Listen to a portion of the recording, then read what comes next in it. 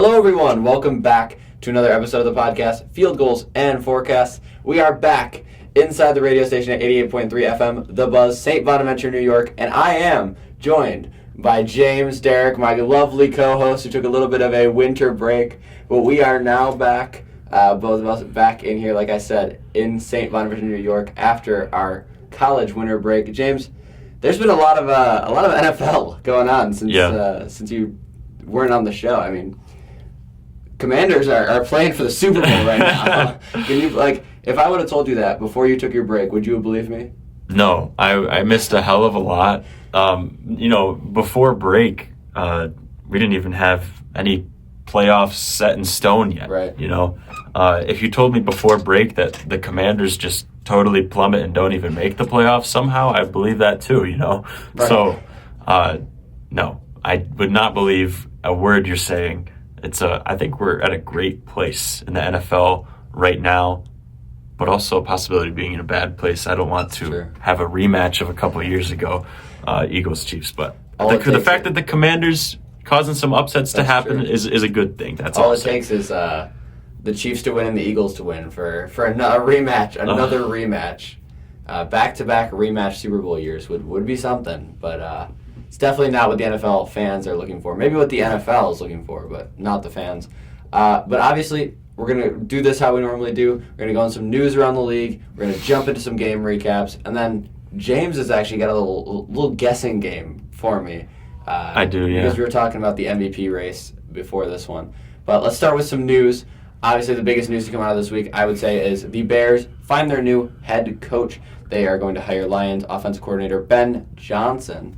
Obviously, huge run with the Lions. Their offense is so tricky, so fun. They've got so many weapons to work with. But now he's heading over to Chicago. Do you expect big things out of him, I guess? I mean, come on. I don't know about big things. I mean, it is the Bears. I mean, it's always going to be the Bears. That's what I mean, is you have to temper your expectations. I feel like this is something where you just have to talk to a Bears fan. You have to say, how much do you imagine a new coach affecting your team? They haven't had great coaching. So Maybe you'll find Bears fans that are a lot more optimistic about this. Maybe you'll find Bears fans that are way less optimistic. But I've done some talking with my Lions fans that I know, and they attribute a lot of what they've done this year to Ben Johnson and almost solely to him. Almost belittling Dan Campbell in some ways. That's surprising. I think some Lions fans agree that while Dan Campbell is responsible for the tremendous culture they've built there, he is not in any way linked to their offensive success. A lot of people, not a lot of people, but some people I know that are Lions fans would attribute that entirely to Ben Johnson. So I guess only time will tell, how great of a coach is Ben Johnson versus how great of a coach is Dan Campbell. And then also you have to consider their roster. So I really don't know how to judge them next year, but we'll figure that out, I guess, as we see it unfold before us. I think that's a good point. I personally think Dan Campbell's obviously the mastermind behind that, but he's running those fourth downs. He's taking chances not many other coaches would. Mm-hmm. And you're saying, okay, well, if he gets this is a great move. If he doesn't get it, well, he's an idiot, right? I think that's how most people view it. When he goes for those fourth downs. But I think this is probably the Bears one of their best head coach hires, at least from the past 3 or 4. Like Eberflus, I feel like was bad as soon as it happened almost. And I mean, Matt Nagy wasn't terrible, I guess, but again, just not great. But I think at least he has the biggest upside. We'll put it that way. I think a lot of people view him as a really good coach, and he's got a lot to work with. He's got a second-year QB, so definitely an exciting team to look forward to, but a tough division nonetheless. Other than that, not really a tough division. The Colts are going to hire former Bengals defensive coordinator Lou Anarumo to be their next defensive coordinator. He was just fired by the Bengals after, I believe, 8 seasons. And now he's heading over to the Colts to man their defense. I think it's an okay decision. I mean, the Bengals had a terrible defense. I guess that's not much to say for it. But he's experienced. I'll give him that. Yeah, and the Bengals lost some players. So right. And certainly the Bengals have had formidable defenses in the past. that the hire's definitely indifferent for me. Right, I agree.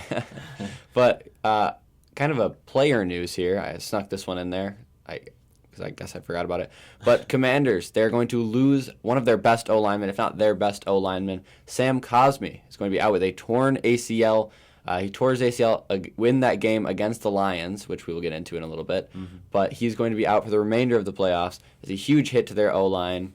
And they're going to need some O-line help facing the Eagles next week. But my final bit of news here, as I won't go on to a tangent with that too long, the Falcons are going to hire Jeff Ulbrich to be their next defensive coordinator. He was the defensive coordinator and the interim head coach with the Jets. The Jets had a really good defense for a really long time. And I mean, if you're a Bills fan, you know how good that Jets defense was for a while. And then, of course, I think it was all Robert Saleh. Yeah. I mean, yeah, maybe it was Robert Saleh. We'll see. But I don't hate the move. I like the move enough. We'll see how he does with the Falcons, but we needed a new defensive coordinator. I'm glad we got somebody at least. But let's jump into some game recaps here. Definitely something I'm looking forward to talk about with another person, not just myself. But first thing I want to say, all 4 of the teams in the conference championship, they had 0 turnovers combined. All 4 teams.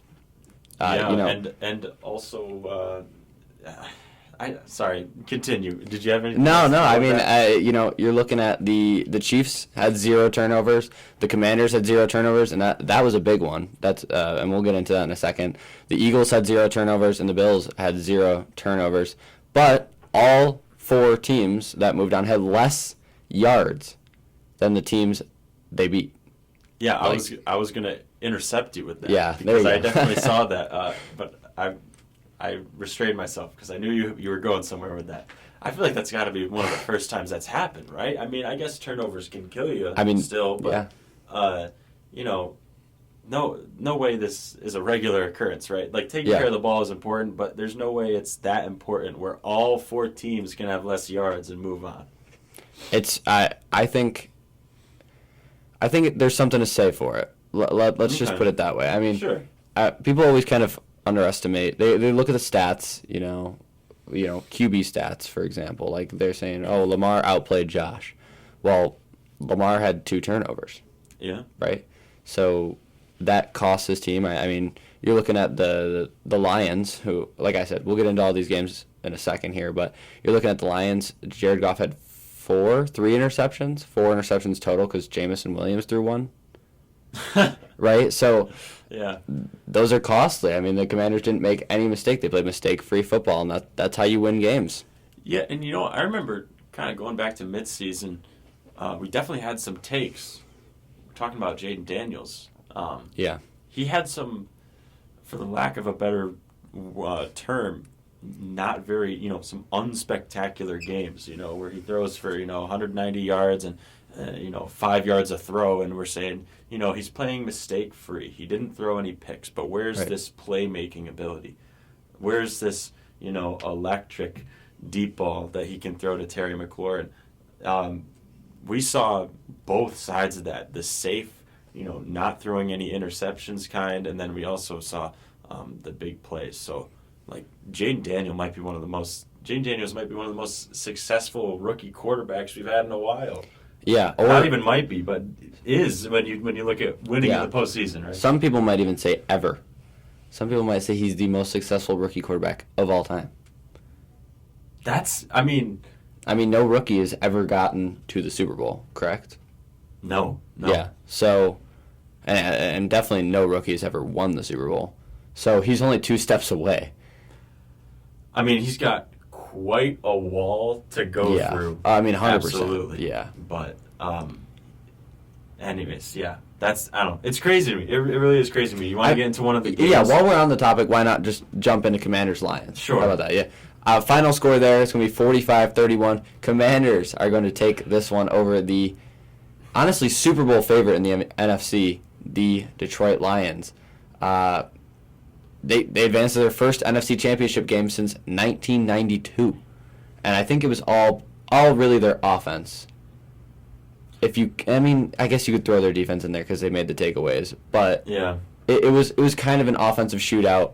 And when you get into a shootout like that, the last thing you can afford to happen is to have turnovers. Yeah, and a turnover that gets returned for 6 points, God forbid. That's Yeah. the worst one. I mean, you talk Right. about a drive where maybe you score a touchdown turns into a drive where they score a touchdown. Yeah. A 14-point swing is what decided the game. So, it kind of reminds me of the Bills game against the Rams earlier this season. You get a blocked punt. Was that returned for a touchdown? Yeah, A blocked punt I think returned it for was. a touchdown. Yeah. And that killed us. And you will never win that game. Right. And you want to talk about the playoffs, playoff football. You throw a pick six, man, it's going to be hard to win that game against a quarterback that won't make a mistake. Right. And that's exactly what Jaden Daniels did. That's exactly what playoff football is about. It's almost like one colossal mistake like that, and you're done. And Jaden Daniels stayed away, and unfortunately, Jared Goff. The turnover bug. I feel bad for him, honestly, because we all know Jared Goff can be better than that, and he's been better than that 80% of the games this season. But Right. this just happened to be one of the times. I mean, he had a perfect completion percentage through almost 2 games, right? Like he rarely makes those mistakes, but then you see he has games where he throws 5 interceptions.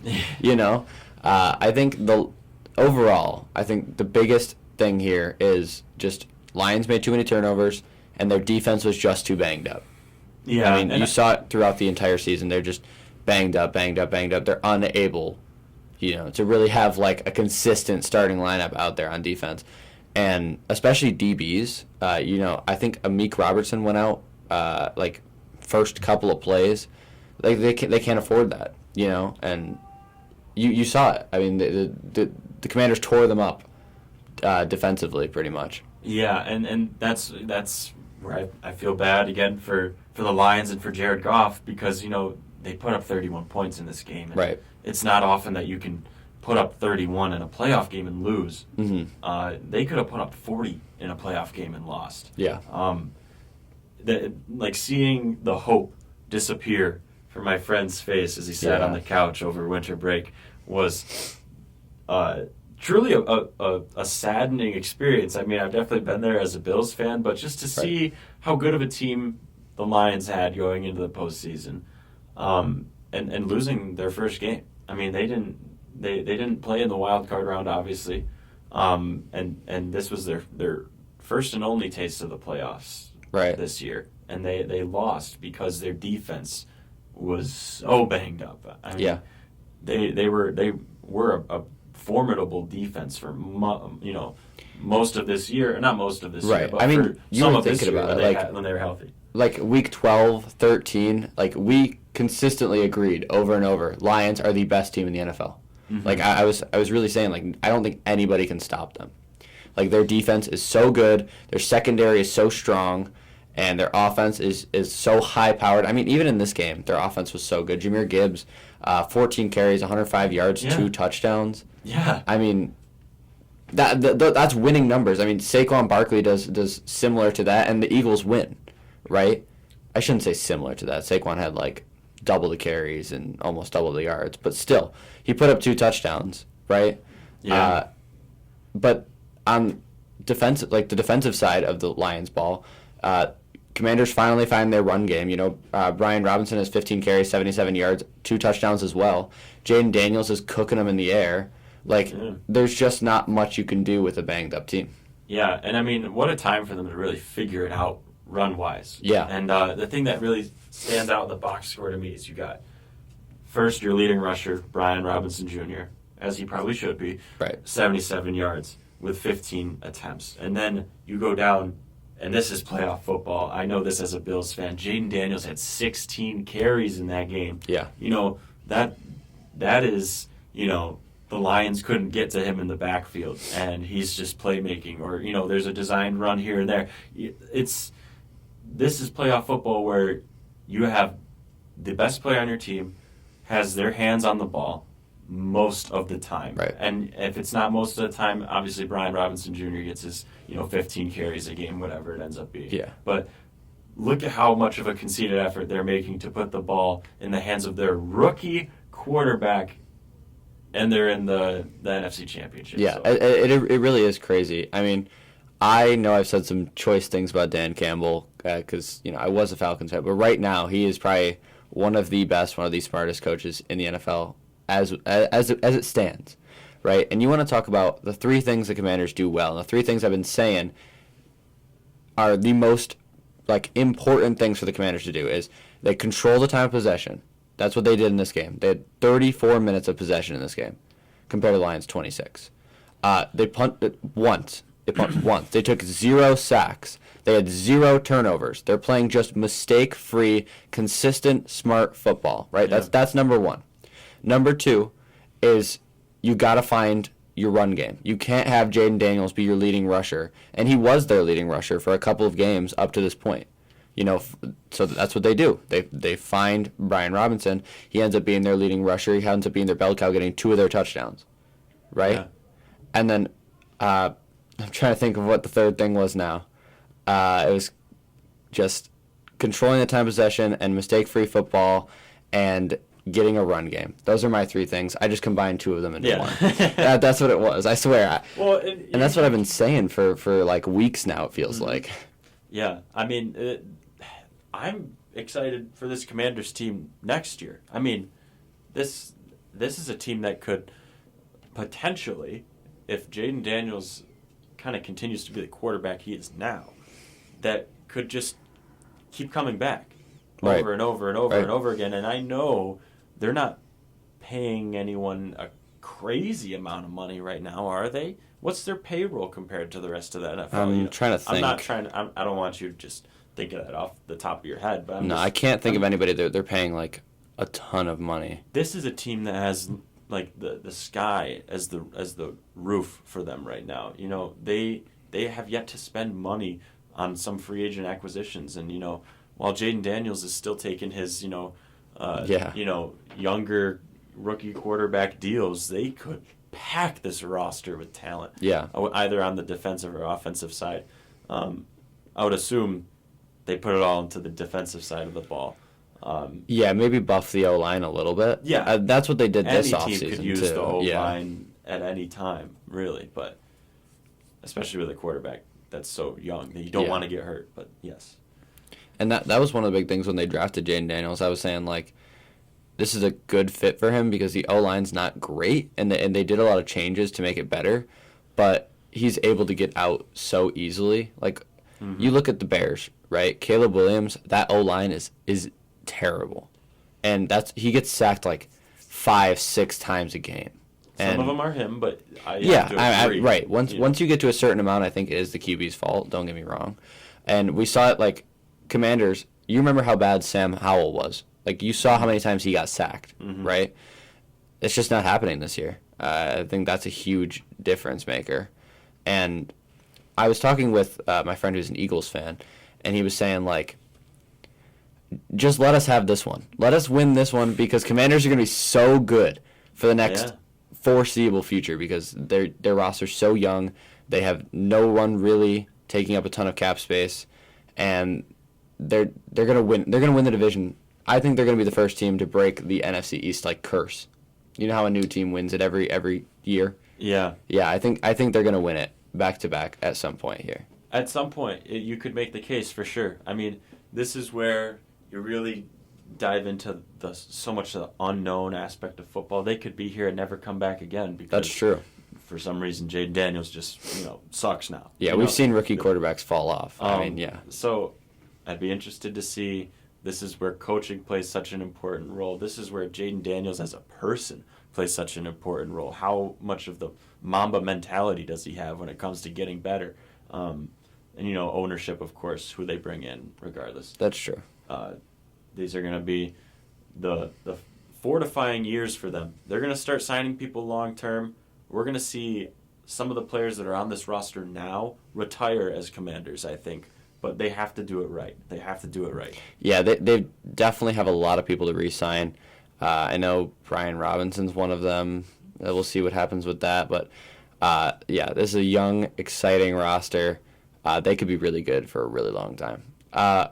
But other than that, anything else you want to talk about in this game? No. Another young, exciting roster would be like the Texans, maybe, if they were healthy. Yeah. If the Texans, I don't even know. I still think if they were healthy, they wouldn't have beat the Chiefs. No, I agree. Regardless of who was getting this matchup, the Chargers, the Chiefs, it didn't matter. Whoever else, the Broncos for some reason, if the seeding ended up going Steelers, differently, maybe, yeah.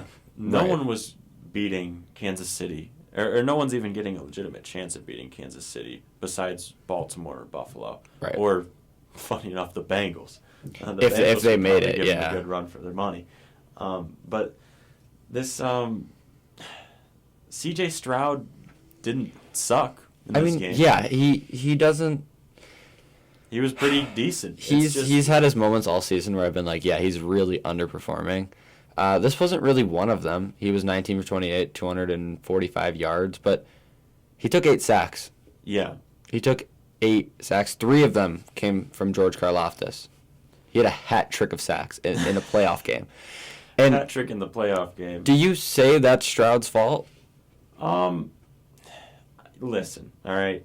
I'm sure most of them, maybe not most of them, but maybe half or less than half, were Stroud's fault. But when you talk about a quarterback that's as inexperienced as him, going against a Steve Spagnuolo defense in the playoffs, that is a stat line that I can absolutely live with. The 8 sacks, not so much, but again, you have to be able to live with it. There has to be room for development. He's going up against such a well-disguised and well-led defense in the Chiefs. Best in the league. I think he did what he could. I'm not too mad as a Texans fan, to be honest. I mean, Spagnuolo's defense is just so... I mean, that was the strongest point in that game for the Chiefs. Their defense really held them in. I think the Texans, their strongest point was their defense, too. Mm-hmm. Not when it comes to covering Kelsey, though. No. They could not cover him, and it seems like every other team could do it but them. And I was watching this game, and I was like, they're not doing anything right to cover him. I mean, he had 117 yards and a touchdown. I mean, what are you seeing there? What's not right? Do you have some kind of specifics, or is it just kind of, given the scenario? When you cover a tight end usually, like, who would you put on a tight end? Your linebacker, right? For most tight ends. Most tight ends. I think they were just treating him like most tight ends. They were just covering him with only a linebacker. Usually what teams do, and I saw them do this a couple of times, don't get me wrong, but that you have the linebacker kind of trail him for about 5-10 yards, and you let the safety come in for extra support. You bring the safety down, he helps cover, and now you got kind of a double coverage on him, but, I mean, there was only one Chiefs wide receiver with a catch.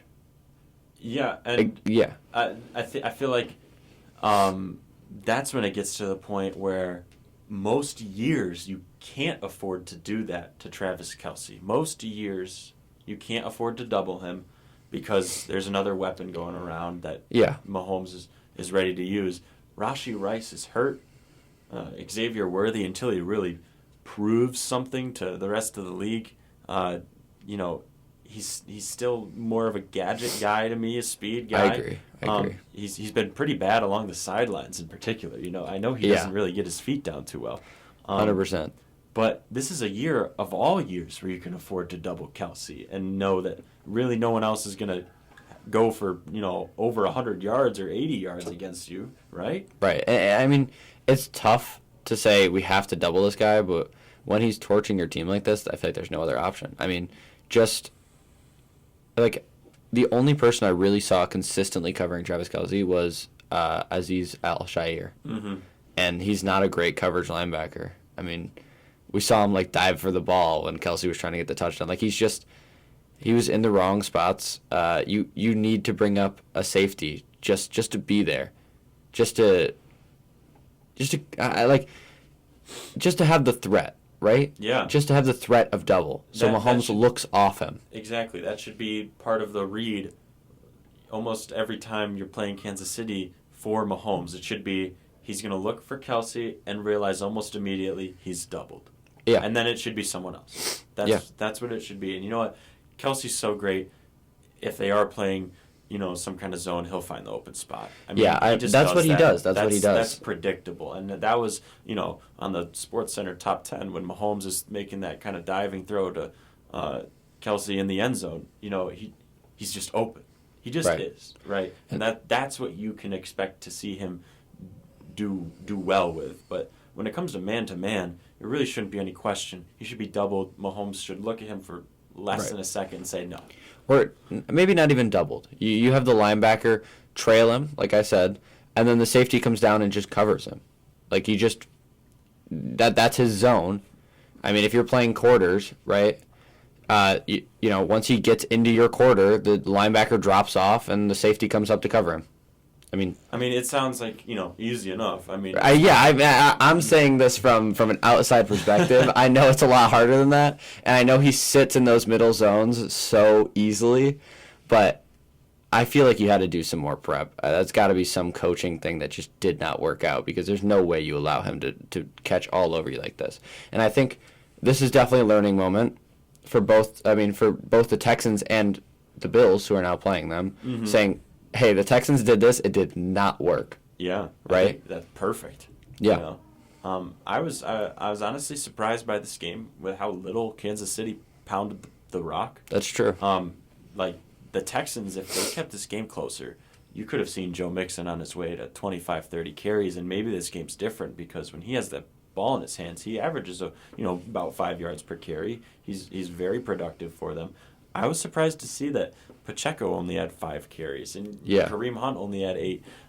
This is like such a strange box score to look at when it comes to the Kansas City side specifically. It looks like they didn't do anything. It looks like they struggled to score, in all honesty. And that's really the only hope I have for Buffalo going into this week, is that Kansas City just doesn't score. But as you can see, they can put up the minuscule amount of yards that they did and still end up with 23 points. And that's what they do. That's what they've done all year. All year, you're like, wow, this team doesn't really look that good on paper, and they just find ways to win, and that's just what they do. And like, they didn't have a rush attack, and I was actually surprised at how well the Texans' rush attack went. I mean, Mixon had 88 yards on the number 1 rush defense in the league. That's pretty impressive. Yeah, it was working, and then they kind of turned away from it. Yeah. No, I mean, not much you can really do, and especially when your special teams is as bad as the Texans was. I mean, they botched the opening kickoff, right? And then they missed a field goal and maybe an extra point. Is that what it was? Those are the plays that kind of make or break your game in the playoffs, right? I mean, missing points, giving the ball, to your team in a bad spot, where it should be a given that you're starting at the 30-yard line or something. Yeah. Those kinds of things can't happen, especially against the Chiefs. It's like you almost have to play a picture-perfect game on special teams. Right. Like the Buffalo Bills. Oh, they play picture-perfect on special teams every day. No, I'm nervous about that. Yeah. Right. Our special teams have let us down multiple times, don't get me wrong. But the Texans definitely, that was one of their, you have to be good, and coaches, they preach this so much. You have to be good on all 3 phases, and they weren't good in that 3rd phase.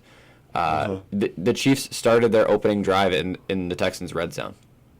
Like that's something that can't happen. You can't throw your helmet after the kickoff and give them 50 more yards. And while we're on the topic, why not talk about some questionable referee calls as well? Yeah. I know. I'm sure anybody listening, unless you're a Chiefs fan, is pretty upset about this.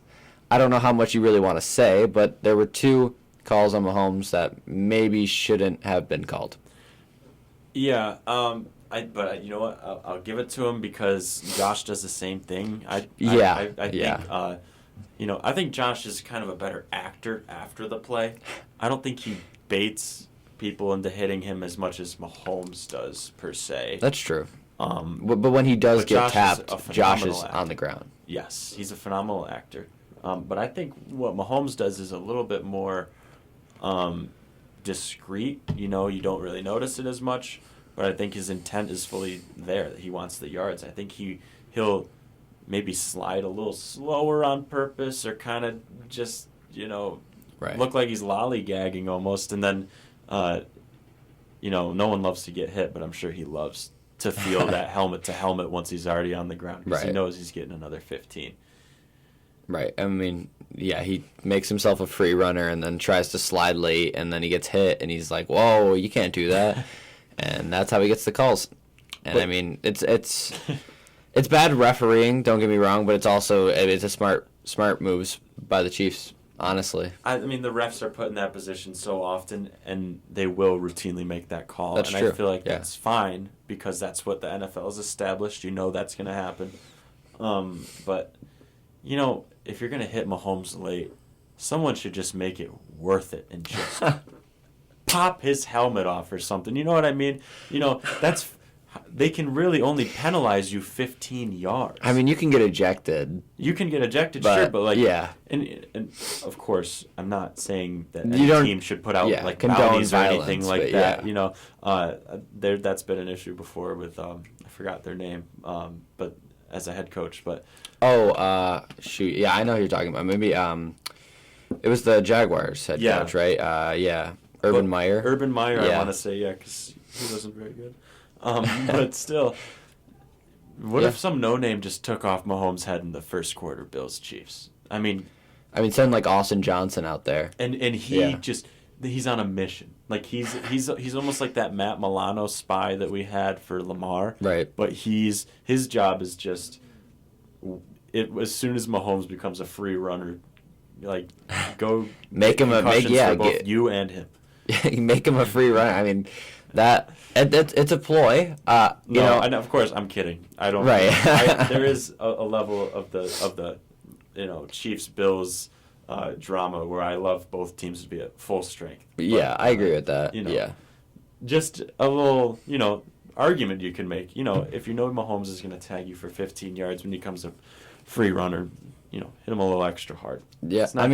My roommate actually asked me this the other day. He was like, why don't teams just do that more often? Just send out some, practice squad player and just have him hit the quarterback late. And I was like, well, it's just kind of deplorable. Like, it's just kind of and also a terrible thing to do. They have to be in the right look for that to even be an option, you can't just send out your worst player and then, oh, crap, they have to play coverage, Yeah, that's true. You don't actually want them out there. Yeah. You need Mahomes to scramble. How often does that happen? It's true. Maybe third downs. But why would you want your worst player out there on a third down? Anyways. Yeah. This is a tangent. When you get turned into a free runner, you get hurt like Jalen Hurts in the Eagles game. Now we're going Rams-Eagles. Final score 28-22 Eagles. This one definitely could have gone the other way. I would say it was probably... No, I wouldn't say it was closer than the Ravens game, but it was one of the closer games. Rams driving down the field, but just unable to make offensive comeback. The Eagles defense steps up, and honestly, Saquon Barkley was the star of the show. 26 carries, 205 yards, 2 touchdowns. Come on. Yeah. Come on. That's it. You can look at a lot of what the Eagles did. Jalen Hurts did what he had to. Yeah. You see 15 of 20 passes completed. 128 yards. That's fine. That's almost like a Josh Allen-esque, round of football that he had, this past divisional round. But let me say, I got to give it to the Rams for the fight that they put up. I counted them out 3 separate times. That's true. That's true. I got up off my couch and started doing something else. Maybe not 3 times, twice. One was just when they were down in that fourth quarter, and the other one was after Saquon ripped off the 70-something yard touchdown. And I was like, no way. It's not happening. It's just not going to happen. So I was at the Bills-Ravens game, and they were showing the Eagles-Rams game inside. And I was watching, and I saw that second Saquon Barkley, he ran, he took off. Yep. And that puts the Eagles up 28 to... I'm not really good at math, but 28 to somewhere in the teens. 15? Yeah, somewhere around there. And I went to my seats. I said, all right, no more of this game. It's over, right? And then later on, my friend's like, wow, there's 2 minutes left and the Rams got the ball. They're driving down the field. They're only down 6. That is what's crazy to me. They had a chance at a game-winning drive. Yeah. The fact that they even had a chance, and they had plenty of time. Right. They just couldn't do it. I don't know. Watching that game, I was thinking, if the Rams have a chance to win, it's going to be 10 seconds left after an onside kick, and it's going to be a Hail Mary. Right. They had a legitimate chance at winning this game, and I feel like Rams fans probably feel like they fumbled this. Yeah, just a little bit, yeah. I mean, you had a chance to take down the supergiant in the NFC at this point. Oh, you couldn't get it done. And it's not like there was an interception or anything. No. You just went 4 and out. Yeah, I mean, they fought back well. Stafford had 324 yards. Kyron had 19 carries, 106 yards. Puka Nacua had 6 receptions for 97 yards. That's good stats. Those are stats you would see on a team that wins. Yeah. I mean, obviously Cooper Kupp is still dormant, but those are stats you'd see from a winning team. And when you look at what the Eagles put up stat-wise, it's not, I mean, besides for Saquon, it's not really anything like eye marking. You know what I'm saying? Yeah. Well, and I will say that the Eagles defense down the stretch, they made great defensive plays. I think there was a third down or something on that final drive that the Rams, they were getting blitzed. They had man coverage over the middle of the field, and one of their linebackers just jumped up and swatted the ball down. Yeah. And that was a throw that was definitely going to be a completion, in my opinion. Right. And then there are other instances, like for the Rams, for example, Puka drops a wide open pass. I remember that.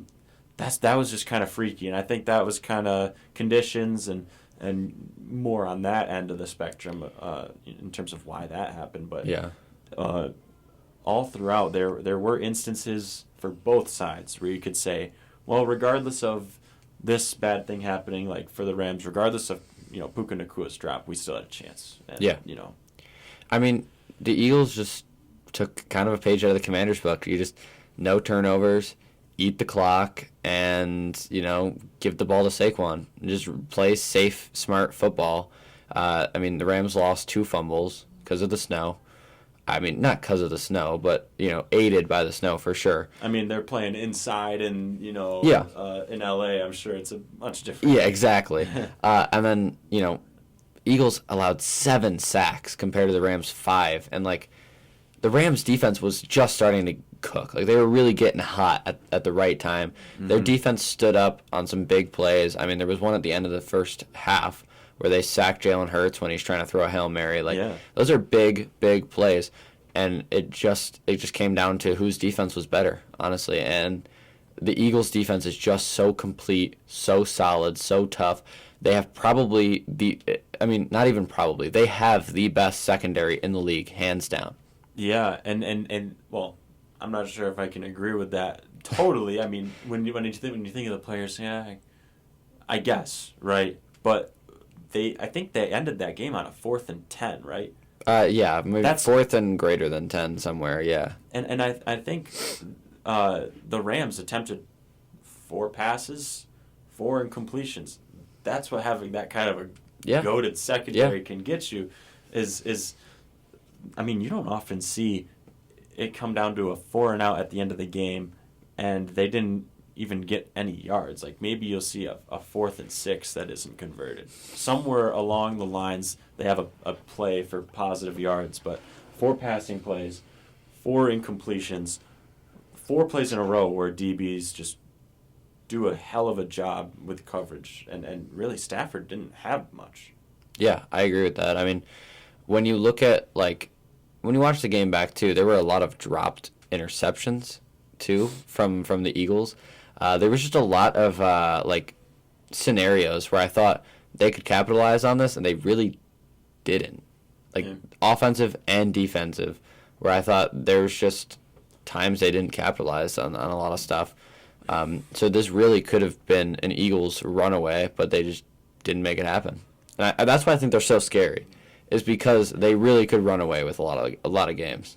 Yeah, they're more than capable. I think they're one of the most capable teams left right now. Yeah. like, I think regardless, Buffalo or Kansas City, whoever wins, the Eagles could, I mean, it just kind of depends which version of the Eagles show up. Yeah. They could honestly blow out either Buffalo or Kansas City. It won't happen. I don't think that will happen in the Super Bowl, but I'm just saying. Yeah. Saquon has a 200-yard game. They'd blow out If Saquon anybody. plays the Bills, he might have 300 yards in the Super Bowl. And that's just, the Bills would have to come up with some kind of game plan that's just so wacky it works. In my opinion, They would have to. They don't man up. They would need to sign some linebacker or something that is just only there to stop the run. They'd have to do something. But while we're on the topic of the Bills, let's jump into the final game here. Ravens, Bills, 27-25.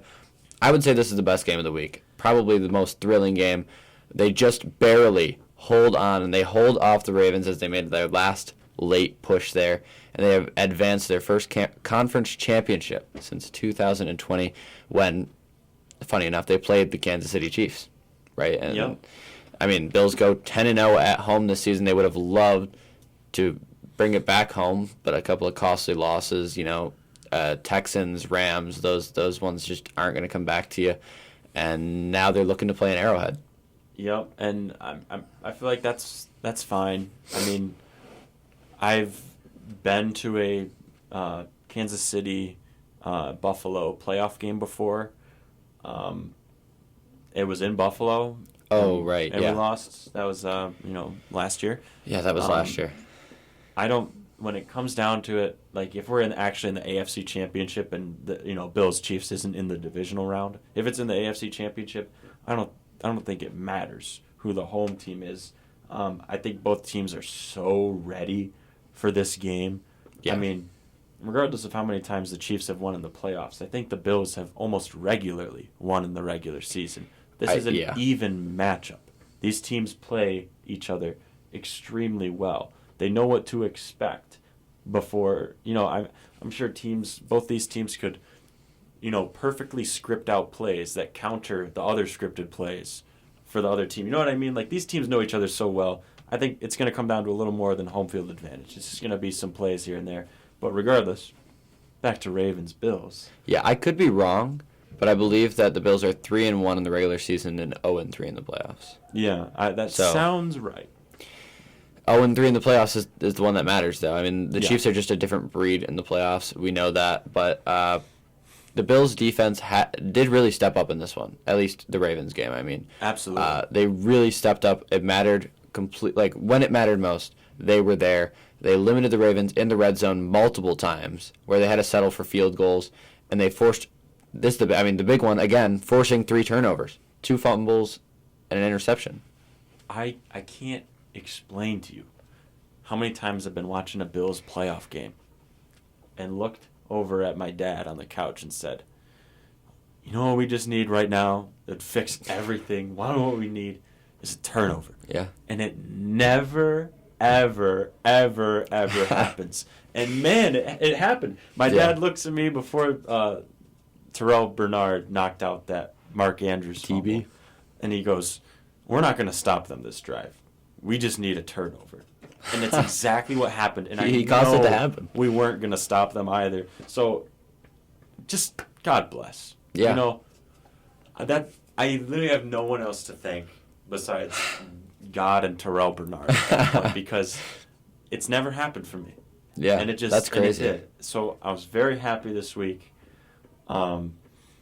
This is surreal. Yeah, my mom does the same thing where we'll be on defense. She'll be like, come on, pick 6 right now, pick 6. It never has happened. I don't think we've ever got a pick 6 when she said it, but it's got to be something. It feels so good to just finally know that you can stop them dead in their tracks with turnovers like that. And I mean, if you want to talk about it, Derrick Henry was just so efficient on the ground. I mean, the Bills really couldn't stop the run that well. Henry had 16 carries, 84 yards, a touchdown. Lamar had 6 carries, 39 yards. Hill had 6 carries, 50 yards. I mean, that's a lot of yards on the ground.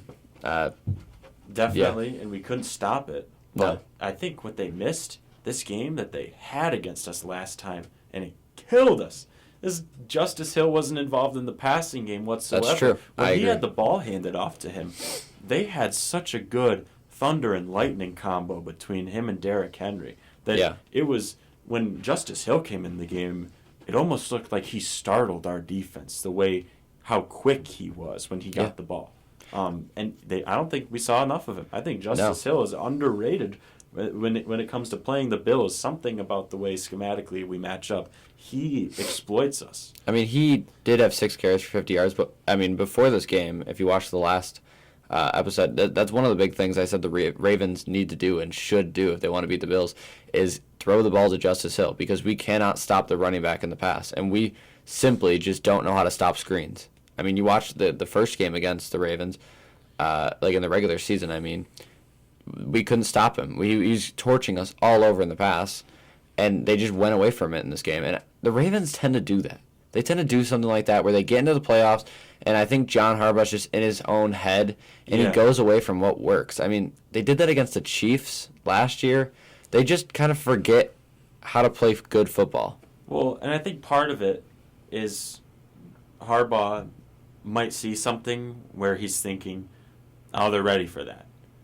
Right. But ultimately, if it works, regardless of what you're seeing out there, you can't go down with Justice Hill only having 2 targets for 7 yards. I would agree with that. He was the game breaker right. against Buffalo last time, and Derrick Henry, of course, was there, 200 yards or 199 last time we played.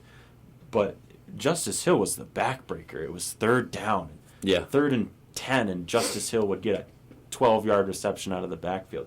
That hurts more than Derrick Henry's 80-yard touchdown run. It really does, because that's when your defense stays on the field, and they're tired, and then it leads to all other sorts of plays that the Ravens could have had. But ultimately, I completely agree.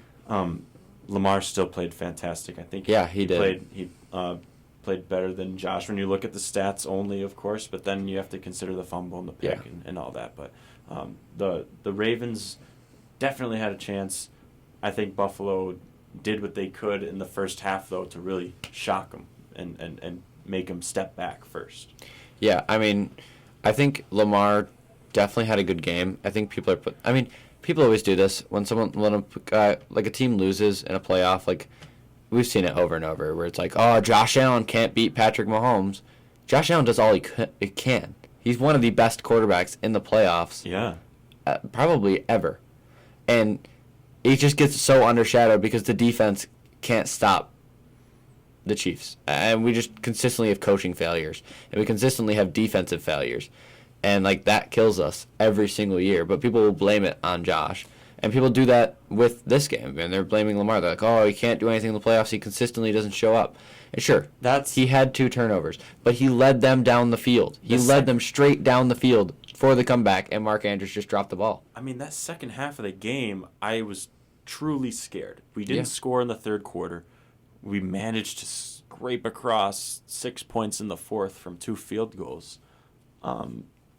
But, this game went to overtime. Lamar Jackson was locked in. Yeah. Lamar Jackson in the second half was truly different from Lamar Jackson in the first half. He didn't want to push the narrative, probably. I mean, people blame him for their loss all the time in the playoffs.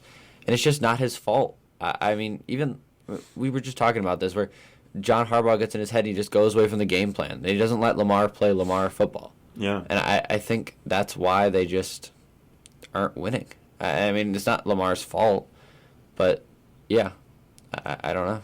I don't know either. I do know that the Bills were just unable to get pressure on the QB, though. That is true. And Lamar had all the time in the world to work with, so that might have been one of the reasons why they just went straight down the field and almost beat us. But I mean, you can get pressure on Lamar, but keeping the containment is just as important. Yeah. So at the same time, you don't get pressure, but you also don't get a 15-yard Lamar Jackson rush. I mean, that's what makes, playing against him so impossible, and why, rightfully, maybe he should be the MVP of the league. But, yeah. I think we definitely couldn't get any pressure. Right. I think that was one of the things that I said the Bills are so bad against, is the QB scramble, which when Lamar did take off, he was pretty scary. I mean, I think he had a 13, 14-yard run at one point. Mm-hmm. That's an automatic first down. Bills can't have that. And then you look at, Justice Hill. He didn't really have any catches, but the Bills are unable to limit the QB scramble, and they're bad against the running back in the pass. And what did the Ravens do? Neither of those things. So it's like I think I don't know. Something went wrong for the Ravens, but they almost beat us. I wouldn't say this is a very impressive performance for the Bills. No, but it was enough, and we played mistake-free football, and we got the win. And I think that's probably the toughest matchup we've had or will have all season. Until next week, I guess. Maybe, yeah. The Eagles. That's true. Well, because, you could argue Kansas City's a tougher matchup, but I think both of these teams know each other so well that it really doesn't matter. You know what you're going to get. With Baltimore, you really don't. And I think this was definitely our toughest matchup, and we didn't even play our best. So I'm encouraged. That's all. Yeah, it's an exciting team for sure. But why don't we just jump into predictions while we're here? Yeah. I guess this will kind of count for our quick picks here a little bit. But playoff predictions here. Only 2 games to go through, but let's start with the Bills-Chiefs since we're on the topic. Who are you taking in this one? Give me Buffalo. We just got to break through. Honest to God, I don't want to hear this Josh Allen can't beat Mahomes narrative ever again if we actually win this game. Because then you can't really say 3 losses on the anything. year, 2 of them to Buffalo, 1 in the regular season, 1 in the AFC Championship. Josh Allen has a chance to completely rewrite the only narrative against him in this upcoming game. I think you're going to have a Bills team playing so balls to the walls for their guy, for Josh Allen, because they all want him to get rid of this narrative that we might just outplay the Chiefs. There's a chance. I hope you're right. I really do. And I want the Bills to win with all my heart. All of America does. But everything is telling me the Chiefs are going back to the Super Bowl. Everything in my body is telling me the Chiefs are not going to make it easy on the Bills, and they're going to take this one. Bills are 0-3 versus the Chiefs in the playoffs. Said that earlier. They are in Arrowhead, and they have probably the best, one of the best remaining defense maybe in the league. Yeah, you could argue maybe Philly's is better. No, I think Kansas City's got a better. Yeah, just team defense. In terms of schemes and in terms of just limiting points. It's going to have to come down to, can the Bills cover Kelsey, and can the Bills perform on offense? If the Bills win this one in a shootout, I don't think Kansas City's offense is good enough to shoot back, if that makes sense. And that's what happened in the first matchup. We scored 30 points. We would have to put up a lot of points in Arrowhead, in the freezing cold, against a team we consistently is just in our head, who just has our number, against the best defensive coordinator in the league, who should, for no reason, is just not getting head coaching any opportunity. Maybe he just wants to stay. I don't know that or not, but he is probably one of the best assistant coaches in the league, if not the best, right? Probably one of the most underpaid. Yeah. Right? I don't know what they're paying him, but there's no way your D coordinator makes more than your head coach, right? It's true. He could easily get a head coaching job somewhere else, but he's just probably... He just wants to stay in KC, I guess. I wouldn't leave either. Right. He's winning. He's winning. Yeah. Maybe after they lose a couple in a row, but I don't even know if that's going to happen. We'll see. But I think this is going to be a really tough game. I would assume it'd be probably similar score to the Ravens game, where it'd be closer than the regular season matchup between us. But I would love for them to just lay it on. You know what I'm saying? Yeah. And, when you look at the last time we went to the conference championship against the Chiefs, they laid it on.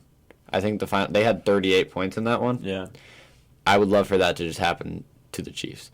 And I think all of America really wants that to happen to the Chiefs. I just don't know if the Bills are going to be able to get it done. It just scares me too much.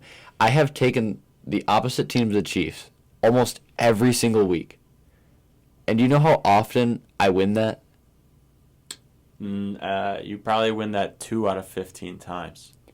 Or if I won it once because I said the Bills I think are going to beat the Chiefs, but every other time I have been wrong.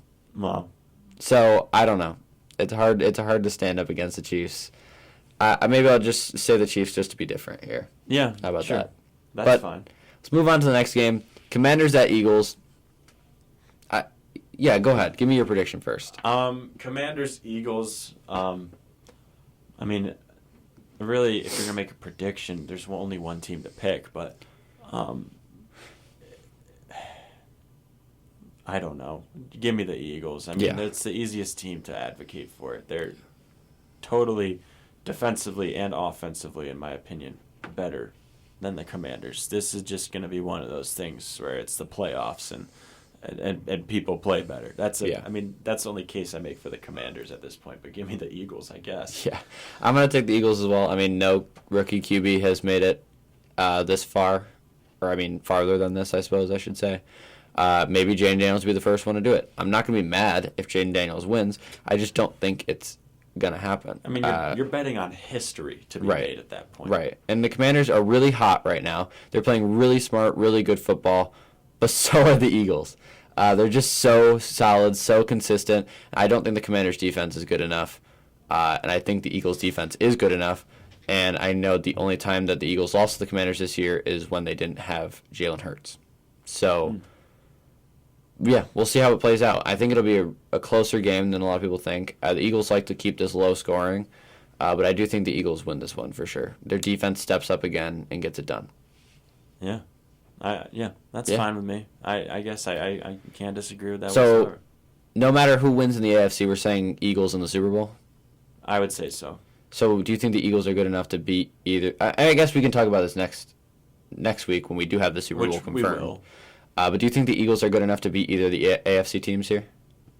Yeah, and the Bills-Chiefs game would have to really change my mind. I think the Eagles, they're also especially pissed that they let it go a couple years ago and then they couldn't get back. Yeah. Right? The worst is when you let go of the Super Bowl and then you don't even make it back. Right. Or even close, really, right? Because they lost to the Bucks. Yeah, the first round last year. Yeah. So, again, they're hungry. They're about as hungry as the Bills are. So, but out of all the teams remaining, probably the two hungriest are the Eagles and the Bills. I agree with that. I mean, yeah, obviously the Chiefs the Chiefs want a three-peat. The Commanders want to prove something with a rookie quarterback. The Eagles are hungry to get back, and the Bills just want to win a Super Bowl. I mean, they're the only team remaining that has never won a Super Bowl. And I honestly, I would be happy with any of the four teams winning. Obviously, the Chiefs are at the bottom, but at least it's history. At least they get the three-peat done. It's like, okay, that's kind of cool, right? And at least for the Bills, it's almost like, yeah, you didn't win any Super Bowls in Josh Allen's, career there. What happened? Right. Patrick Mahomes happened, and you can look at the history books to look at that one, Yeah. It gives us an excuse. Right, he had to play against the best quarterbacks of all time, Tom Brady, and then on to Patrick Mahomes back-to-back. I mean, that's just terrible. You put Josh Allen in the NFC, he's cooking. I mean, that's just how it's going to be. I'm just saying, bro. Yeah, the AFC is just so tough. But you wanted to talk about some MVP talk, or do some MVP talk a little bit here. Yeah, I wanted to set my take straight when it came to this MVP conversation. I haven't been on the show in a while, and it's changed tremendously since the last time I was here. Let's just start first. I mean, Ryan, who's your MVP? I'm going to do this again. I feel like people are going to think I hate the Bills or something. But no, I think it's so hard to argue and say Josh Allen's the MVP when Lamar Jackson has better stats. Yeah, I mean that's really it. And he's the all-pro quarterback. How many times has a QB won MVP and he's not been the all-pro? I think once. Yeah. Right? I mean, I don't know what year that was or anything. It's so like 1960. You know what I'm saying? Yeah. Like if you win the all-pro, you're the best quarterback. So it's really hard to argue and say, well, why isn't the best quarterback MVP? I think he has better stats in almost every single category, if not every single category. And I think he was the best QB this year.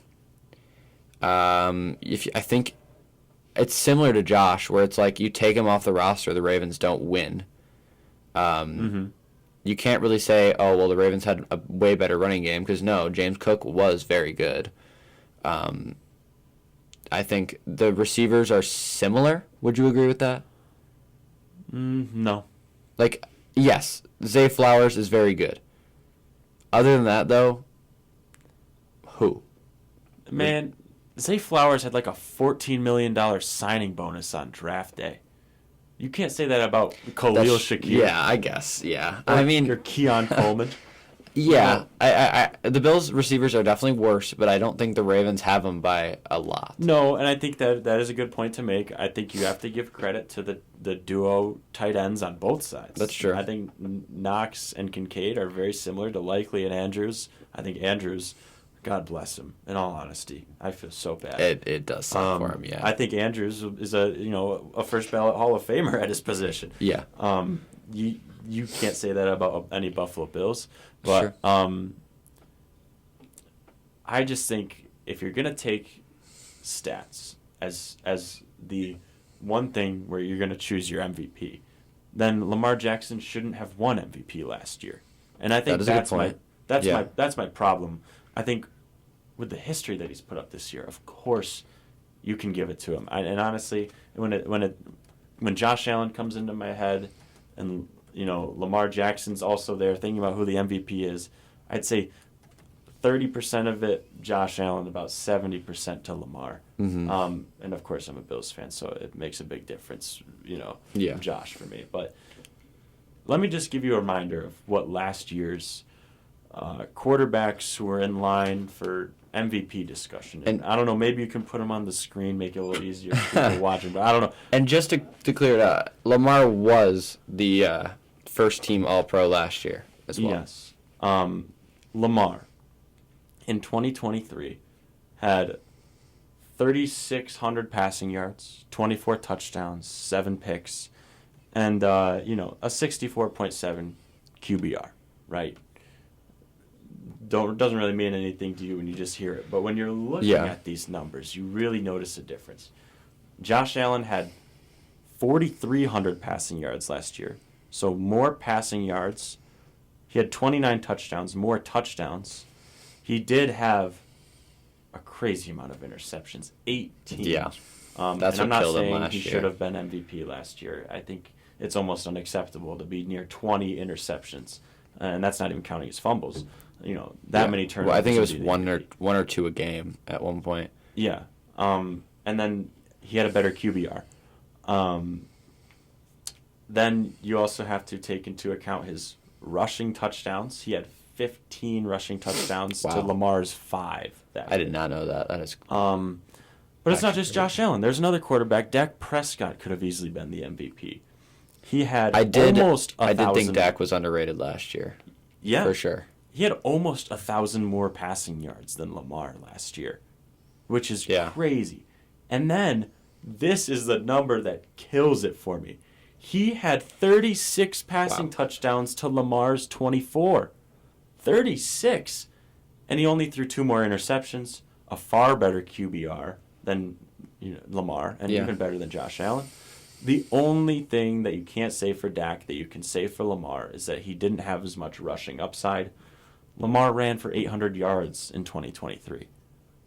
It's great, good for him, but it's not like he blew everyone else out of the water. Right. And then this got me. This really, really got me. This guy also had a better year than Lamar Jackson in 2023. And I'm going to keep him anonymous for now. I round up to 4,300 passing yards, give or take, so about 600-700 more than Lamar. 31 touchdowns, 7 more touchdowns. 11 interceptions, he threw 4 more picks. But a 72.7 QBR, which matches Dak. And 144 rushing yards for 2 touchdowns. That doesn't really matter. Do you have a guess for who came in?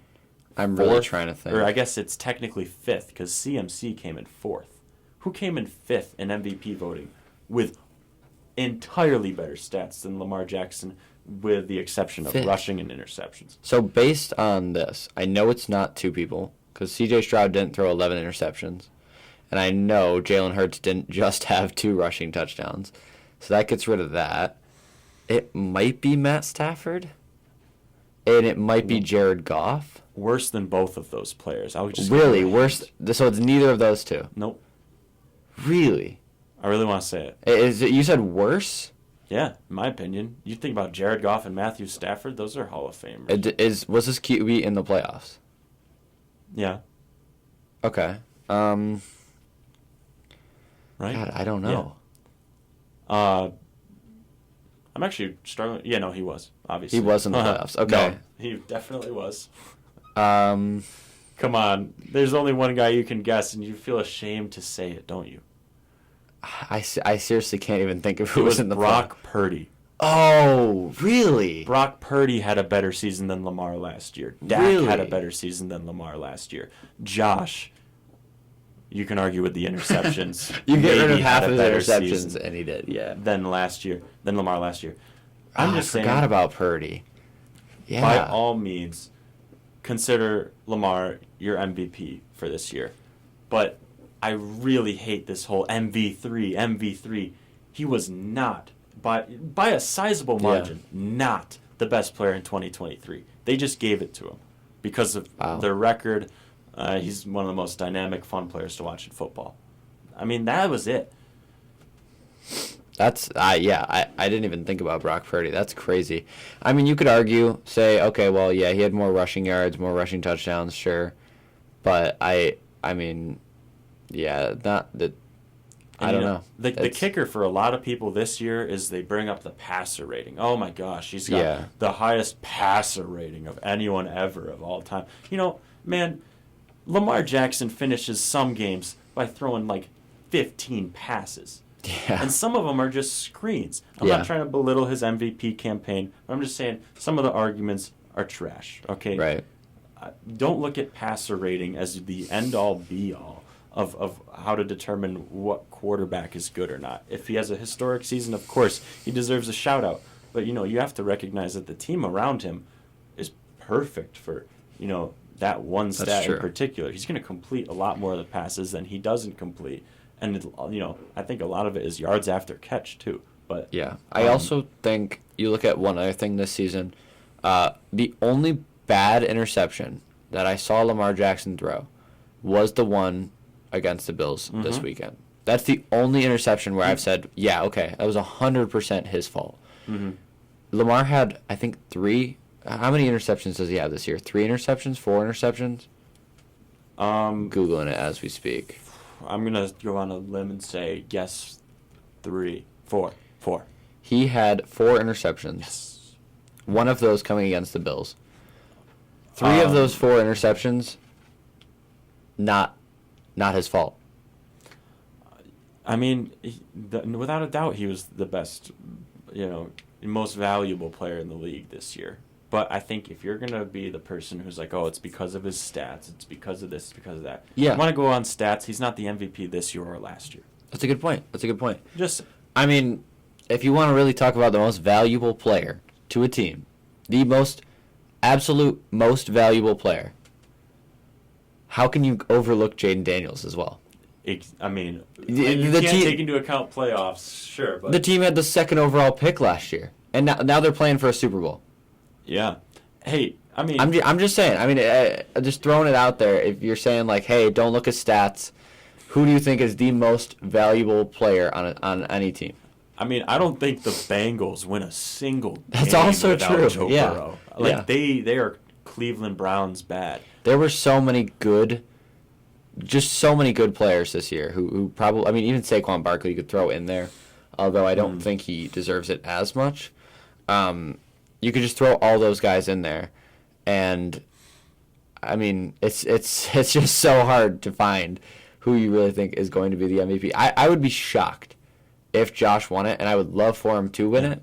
I just don't think the committee's going to vote for him. No, I agree. I mean, I think I should rest my case by saying Lamar Jackson is the MVP this year, but I just wanted to bring up some interesting counterpoints, that's all. Yeah, and Josh didn't really help his stats much by the end of the season-ish. Yeah, and he didn't play the He didn't play the last game, that's true. Yeah. That's one more game where he could have popped off for 500 yards or something.